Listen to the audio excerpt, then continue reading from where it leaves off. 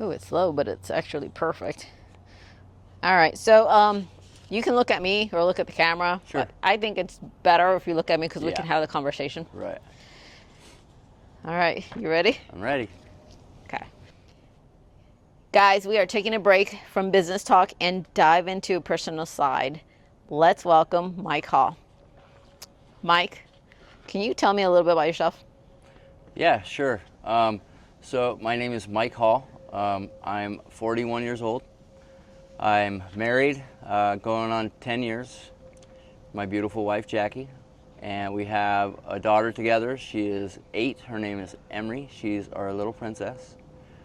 We homeschool her. We just started doing that 2 years ago, and it's been going pretty good. Nice. Yeah, we took her out of the school system because basically we had an appointment with them for my stepson, and they basically told us that they don't have to tell us anything, and we just thought that was a little weird. So Yeah. yeah, it was a bullying incident or bullying, and we just thought that you should definitely tell us that. Yeah. And so you don't feel that you have to tell us something serious like that. We'll just take our daughter out. And he was going to high school anyway, so. I own a small business here locally out of Glendale, Arizona, called Mike's Absolute Glass and Detail. I have a really storied past. Growing up as a kid, I was born in Utah. When I was 5, we moved here in 1989. Oh. I've been here ever since. My parents got divorced when I was 10, and that's kind of where the storied history starts. Okay. I turned into a troubled kid, and just really, my dad leaving, I didn't really know what to do, and I was kind of acting out and ended up going to prison, and I've done 12 years in prison here in Arizona. Yeah. I've been out since 2013 and completely changed my life, but I have a whole lot to be grateful for now from my, teenage years and 20s being completely gone. I missed all of it, basically. Yeah. Yeah, it's it wasn't hard. Prison was easy for me, but it was not good, right? So that's kind of like my teens and 20s was getting in trouble and, being rebellious. And then, the next 5 years was me figuring out why, when I finally decided not to do that anymore and change my life. Took me a while. It took me a long time to figure out how to stop. And now that I have, and I'm born again Christian and was baptized 2 years ago, and my life is great because of it. Nice. Yeah. You ready for the questions? Yeah, let's go.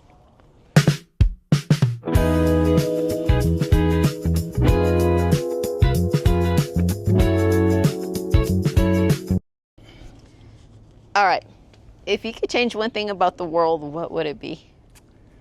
So I see a lot in the world today that, I don't agree with, Yeah. and, I can't change it, Yeah. but it is the way that it is, and I wish that it was different, is that there's just so much hate in the world today. There's so many people that see somebody doing good and they purposely will go out of their way to, social media, comment something negative, or even if in person, and it just blows my mind. Yeah.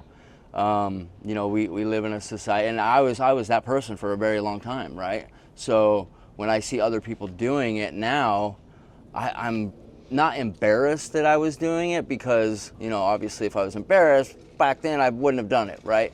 But I wish that I would have done things differently. And when I see people doing those kinds of things, it really it puts a bad taste in my mouth, for one.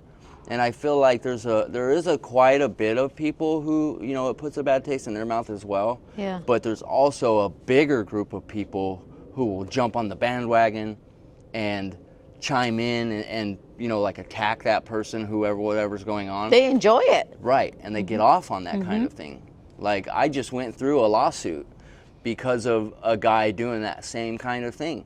And technically we didn't win, but he didn't get anywhere close to what he was asking for, and the judge saw right through or not the judge, but the court officers, what they're called, saw right through all his nonsense. Yeah. And that's all that it was nonsense. He Yeah. was just trying to get something for free, and the court officer luckily saw right through it. So, yeah, there's just a lot of hate in the world. I wish that I mean, I'm constantly trying to do things to change it, but I'm just one person, right? And there's billions upon billions of people in the world. So it's not just me, but it takes a group effort. And I feel like a lot of the people who I attract and who I surround myself with have my same mentality and my same mindset. Yeah. As soon as I come into contact with somebody who has the negative hater mindset, I cut them off immediately, because it's just not something that I want to be a part of, and I just don't condone it anymore, you know. So that's a huge thing for me. Yeah. Yeah. It's like I say, the devil's out there right now. Oh yeah, everywhere. Yep. And the devil is always working. Yep. Totally.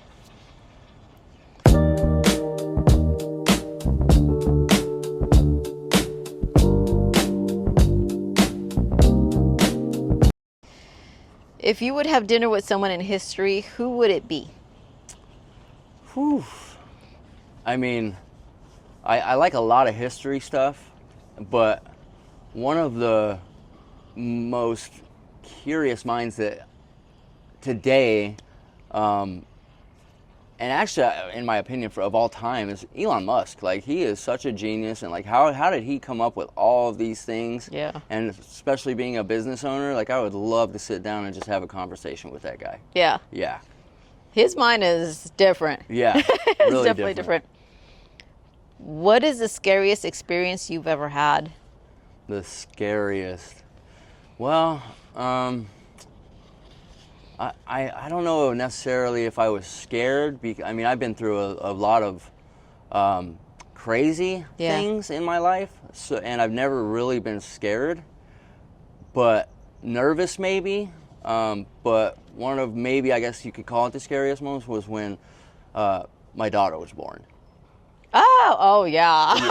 Yeah. Yeah. Well, you know, I was 31 when she was born. And like I said, from all of my teens being locked away and not really having any kind of social life or anything, you know, out here, especially in the world, the real world, that was very scary. I didn't know what to expect. I didn't, know if I was going to be a good dad. So there was a lot of fear there. Totally. Yeah, but it's all turning out really well. So. Yes. Yeah. Yeah.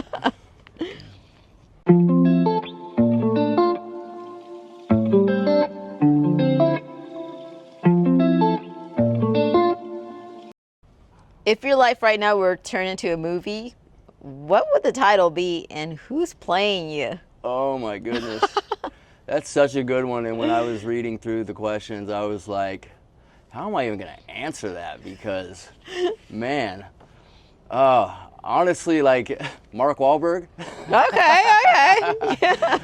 He does have that, like, because honestly, like, I try not to portray it, but sometimes it still comes out. I have that bad boy mentality, right? The streets. Yeah, the streets still sometimes come out of me. And he has that, but he also obviously he went from his growing up to being a movie star, and you know what I mean, very good at what he does. Yeah. And I feel like that kind of transformation is the same thing that like I've been through. Mm-hmm. So yeah, that's kind of the only guy that I could come up with. Yeah. Yeah. And what do you think the title would be of your movie? Oh my goodness. That's what it would be called. Oh my goodness. Oh, that's a good one. OMG. Oh. What's one mistake you made that turned out to be a blessing in disguise? Well, I mean, me and my wife weren't planning to get pregnant. We were trying for months and it wasn't happening. Yeah. And then we gave up, and then a few months later, it just bam, and it was like, oh, good, blessing in disguise. Yeah. Right. Totally. Yeah. Mike, do you have a testimony where God formed you and can heal others by hearing what you went through? Absolutely. Like I said, I'm a born-again Christian. I was baptized about 2 years ago, roughly, and my testimony is, like I said, all the crime and the addiction. I'm in recovery, so I was addicted to heroin and methamphetamines for a very long time, and I got that from prison. But that's my testimony is, you know, coming back from all of those crazy addiction issues and criminal issues. I was basically, they considered me a lifetime criminal, right? Yeah.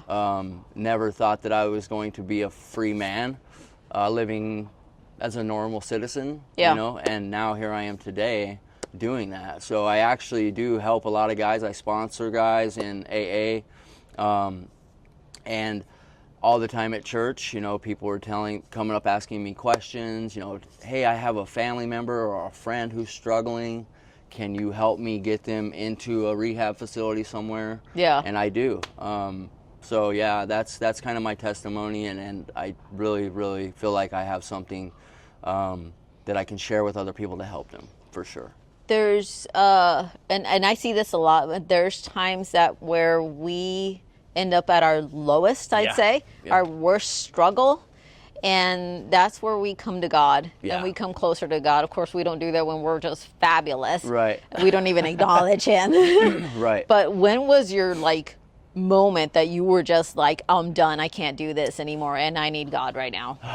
So it was in 2012, the end of 2012. No, I'm sorry, 2013. I would say, if my memory serves me correctly, it was around August, July of 2013. I was about to get out of prison again for the third time. Yeah. And I just broke down and prayed to God, you know, to help me find my way this Yeah. time when I got out. And I did. And that's really another testimony as well, is that, like you said, at your bottom, right? Yeah. Like I had got out twice before and then went back. So that was, I guess maybe that would be the scariest point of my life too. That was very scary for me too. But Doing the same thing? Like, did you go back to prison because you did the same exact thing? No, or not the Different? same exact thing. It was always for different stuff. I mean, it all really revolved around drugs. Yeah. And trying to make money to live. Mm-hmm. You know, robbing people, stealing, blah, blah, blah, selling drugs, home invasions, you name it. I did it all. So, yeah, that was really the moment. It was when I was about to get out again, and I really didn't have anywhere to go. I didn't have they give you like $100 when you get out. Like, that's all I had to my name, literally. Nothing. I had nothing. I was 29 years old, about to get out again, and that was probably, yeah, that was the moment, for sure. Now, I don't know, but lately I've seen a lot of people when they end up in prison or with addiction or some type of trouble growing up. I see a lot that it's usually because there's a parent missing or both Yeah. parents missing. 100%. Yep. So that's the main reason why, after, you know, getting out in 2013 and, you know, doing what I had to do, I went to, shout out to Crossroads. So they're a huge treatment facility here in the Okay. Valley. I went to Crossroads Arcadia on 52nd Street in Thomas. And that's kind of where like everything transpired. But looking back on it now, after all of these years of lots of therapy, lots of counseling, a whole bunch of stuff like that, peeling back all the onion, right, figuring out what it is that caused me to act out all those years as a teenager. Yeah. That's what it was my parents getting divorced. Yeah. Yep. Sadly, I was talking to somebody early this morning that you see a lot where parents are so emotionally involved and fighting that Yep. they don't realize that the child is being affected. Right. And it's about the child. Right. And then things like this happen. Yep. Yeah. Yeah, that's a huge thing. I've looked it up one time, the statistics on, you know,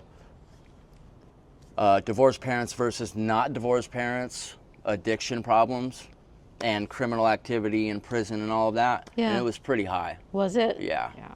Yeah.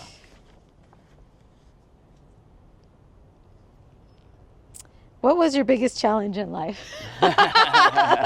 Again, you know, my biggest challenge in life was in 2013, getting out of prison for the third time with nothing, Yeah. literally nothing. I rode the bus for 3 hours each direction to go to work. 3 hours? 3 hours from 52nd Street in Thomas to 99th Avenue in McDowell to Dysart and Van Buren to 75th Avenue in Lower Buckeye. Oh, yeah. For 3 months. Man. Till I could get a car. That's commitment right there. Right. Totally. Yeah. So that was it for sure. Yeah.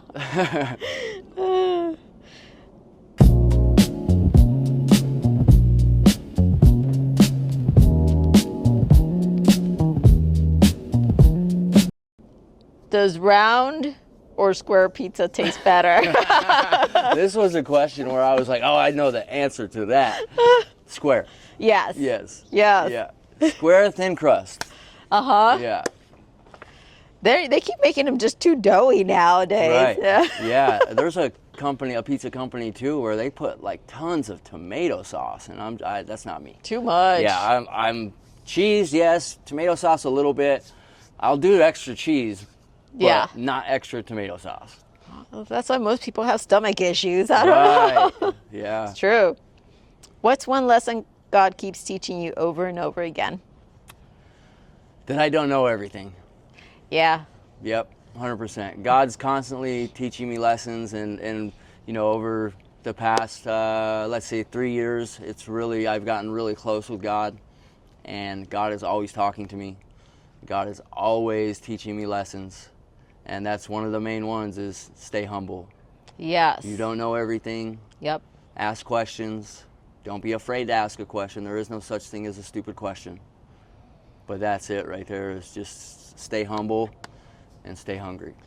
I talk about this a lot, and sometimes I'll post it on social media, and we don't pay attention to our heart posture, because we can be we live in a world where a lot of people are high-hearted. Oh, yeah. Me. Right. It's me. And we forget that, no, we're not. It's not you. It's not me. I'm not better than anybody else. We don't deserve what we have. Right. And we completely forget about that. Yeah, that's, and I guess this is a good time to plug in the Day of Giving event, because that is such a giving event. Right, like, and everybody involved is just giving, and those are the types of people that I want to surround myself. So last year I volunteered, me and my wife and daughter volunteered at the Day of Giving event. This year it's December 20th at the Peoria Sports Complex. Last year, I don't remember the date, but it was also at the Peoria Sports Complex. Last year there was only like one wing of the Peoria Sports Complex that was utilized for this event. Yeah. But this year it's going to be the whole complex. Wow. Like the whole baseball stadium area, basically. And last year 3,500 kids and families came through the gates. This year they're anticipating over 5,000, and that was such a great event. It just lit up my heart, and it wasn't about me. It really wasn't. It was about all of our communities. There's so many underprivileged kids, underprivileged families here in the Valley, and that's who it was for. So that everything was free, over $200,000 in toys given away at that event last year, and this year it's going to be more.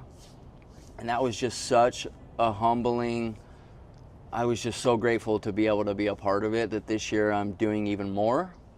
And so hopefully if anybody watches this and hears it and it gets launched before the event, you guys show up. It's free toys for the kids, free food, a whole bunch of events and games, Santa, there's going to be a BMX stunt contest, all kinds of stuff. So yeah, that's amazing. You're completely right. There's so many people in the world. It's all about me. Mm-hmm. And today, obviously I got a family and I got bills to pay. So yes, I do a lot for me, but I try as much as I can to do for others. Like on Thanksgiving, I donated some turkeys, and it wasn't for anybody else, or I didn't, get money from anybody else to do it. It was my money, and it wasn't a lot of money, but I'm a small business owner, going on my 5th year, and we're not a huge company, so anything is a lot for me to do extra, right? but I go out of my way to do those kinds of things all the time. Yeah. Yeah. What's the most shocking thing someone has ever said to you? Oh, Oh. I mean, I've heard some pretty shocking things, but I mean, really, when I asked my wife to marry her and she said yes, and I was like, really? Okay, you marry me? You were Okay. shocked? Yeah, I mean, somebody with my history and my past, right? It was like, okay. Yeah. That's the first time I hear something like that. So, if you could give a piece of advice to someone struggling right now, what would it be? Don't give up. Don't give up. Keep trying, right?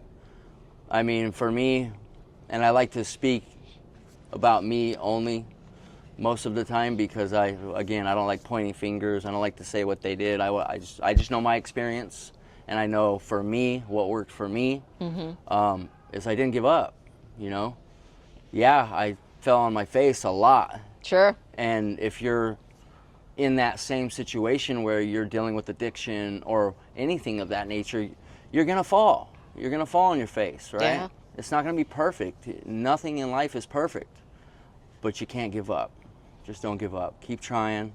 There's people out there who will help, so reach out. And I guess that's another thing is don't try to do it all on your own. Yeah. Yeah. And we usually try. Right, especially people with addictive personalities. They think that they know everything. Like I was that person. I thought I could do it all on my own, and I couldn't. Yeah. I tried and tried and tried and tried, and it just wasn't working. And as soon as I let down my guard and became vulnerable and said, you know what, I need help. Yeah. And I asked some people who I saw were doing good that had been through what I went through. Yeah. And I asked them for help, and I let them help me, and I took the suggestions that they gave me, and I actually acted on those suggestions, is when things started to change and get better. Nice. Would you survive a week in the wilderness with just one backpack? What is the one thing you would bring? A knife. Yeah. Or fire, one or the other. A knife or fire. Depends on where it is. Yeah, Yeah. yeah. Makes sense. Yeah, I could definitely survive. I wouldn't like it. Yeah, I wouldn't like it, but I could definitely survive. I'm a survivor. Yeah. Yeah. Especially if a bear would come out of the nowhere. Yeah, Mike, thank you so much for spending the time here with me. of course. Can you give me a 30-second commercial of your business and how people can connect with you? Yeah, absolutely. Thank you for having me first and foremost as well. Mike's Absolute Glass and Detail. You can contact us at 623-986-2354. If you do run into my AI employee who answers the phone for me, her name is Rachel. If you want to bypass her to get to me, just say, hey Rachel, I'm looking to speak with Mike. Can you transfer me to him? And she will. If you don't want to give us a call or shoot us a text, you can reach us on social media. Mike's Absolute Glass and Detail on Facebook, Mike's Absolute on Instagram. Or if you can stop by, it's my home address. It's on Google. I don't mind if you stop by. 4976 West Charleston Avenue in Glendale, Arizona, 85308. You can also look on our website, www.mikesabsolute.com. We do mobile detailing, auto glass repair, replacement, and recalibration, all done in-house. We also do mobile window tinting for automotive, commercial, and residential, and paint protection film. Revitalizing rides, one life at a time. Ooh, I like that commercial. Well, thank you so much, and stay tuned for the next one. Thank you. What's up, everybody? Happy Monday. It's a start to a new week. I hope you guys all have a wonderful day today. And remember, life is what you make it. So make it a great day. God bless you guys. If you need anything, feel free to reach out. Mike's Absolute Glass and Detail, revitalizing rides, one life at a time. Take care, guys. Love you all. God bless.